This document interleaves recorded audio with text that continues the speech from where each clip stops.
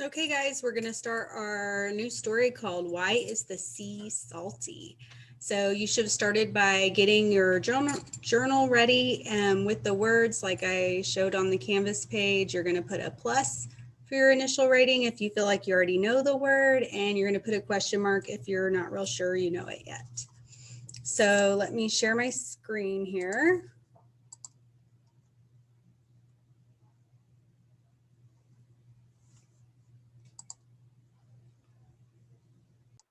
Okay, since it's not working, I'm just gonna, it looks really weird right now, but I had to turn my camera around so you could see what I see.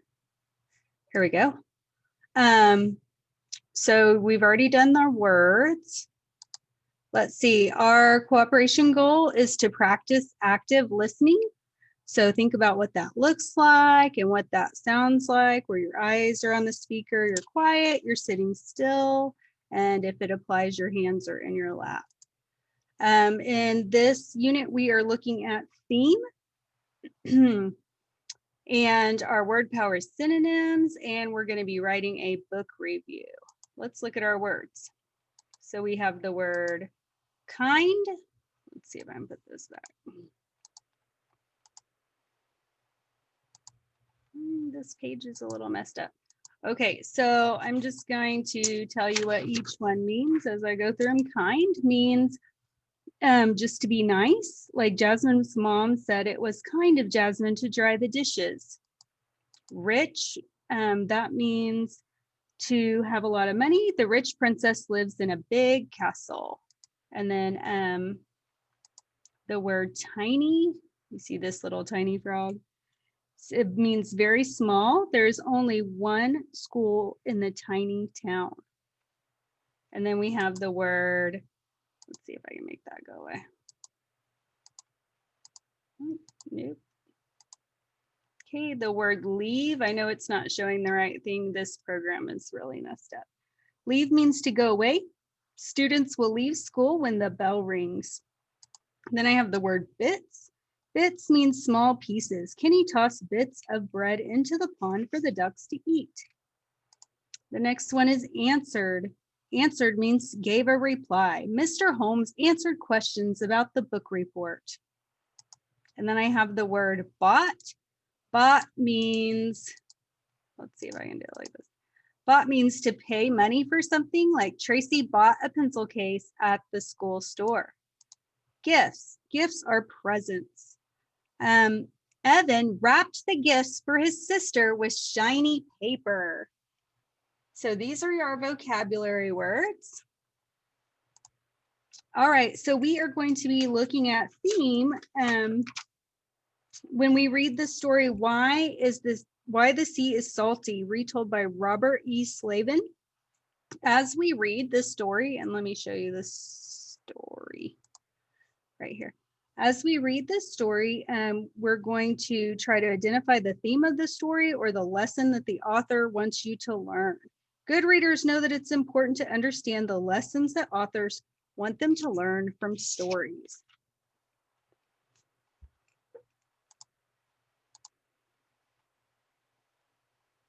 Okay, so let me go back to this. Here we go.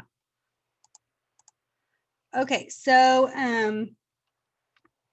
I'm going to tell you a story for a second. I know you can't see me, but I have to keep it facing this way because it's not working correctly. So here's the story. Olivia had a book report to do over the weekend. Instead of working on her book report, she played outside and then watched a movie. On Sunday, she went to the library to check out a book she needed. There were no copies left. She did not know what to do. Without the book, she could not write her report. On Monday, she told her teacher that she would have to turn in her book report late since she didn't have the book. So let's think about this story. What would the theme or lesson be that the author wants me to learn? I think the author wants me to learn that you should not put off till tomorrow what you can do today. I mean, she played outside, she watched a movie. When she went to the library, all the copies of the book were checked out, which means that she didn't go early enough to get it. So remember that the theme is not always stated directly, and that sometimes the author gives us clues about the theme. So The text that you're going to read is called a folk tale. Here's the characteristics. They're set long ago. They have good and bad characters, a problem to solve. It teaches a lesson, or it may tell how something came to be. I'm going to read The Lion and the Mouse for listening comprehension this cycle. The Lion and the Mouse is a special kind of genre called a fable. Let's see. And I'm going to tell you the characteristics of a fable. Hold on a second. A fable, the characters are animals or objects that act like humans, tells about one main event, and teaches a lesson or a moral. Fables, not only are there animal characters, but the animals act like humans. So let's look at one.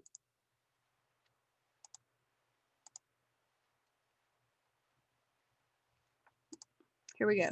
This one is called The Lion and the Mouse. A lion lay asleep in the forest, his great head resting on his paws. A timid little mouse came upon him unexpectedly, and in her fright and haste to get away, ran across the lion's nose.